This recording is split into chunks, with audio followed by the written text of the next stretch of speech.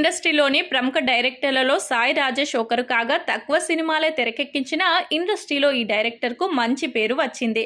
అయితే గాయత్రి గుప్తా సాయి రాజేష్ గురించి సంచలన వ్యాఖ్యలు చేయగా ఆ వ్యాఖ్యలు నెట్టింట వైరల్ అవుతున్నాయి.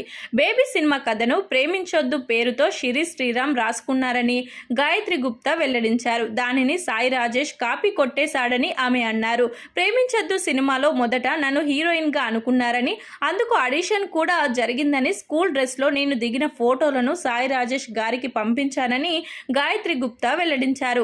దానినే బేబీలో కాపీ కొట్టారని ఆమె తెలిపారు. బేబీ ట్రైలర్ రిలీజ్ తర్వాత నేను షాక్ అయ్యానని ఆమె చెప్పుకొచ్చారు. ఆయన డైరెక్షన్ లో ఇబ్బందులు నాకు కొత్త కాదని గాయత్రి గుప్తా అన్నారు. సాయి రాజేష్ కొబ్బరిమట్ట సినిమా విషయంలో సైతం నన్ను ఇబ్బంది పెట్టారని ఆమె పేర్కొన్నారు.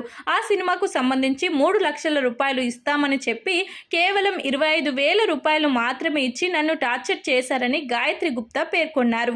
బేబీ కథను మొదట రాసుకుంది శిరీష్ అని, సాయి రాజేష్ మాత్రం ఈ కథను తాను క్రియేట్ చేశానని చెప్తారని ఆమె తెలిపారు.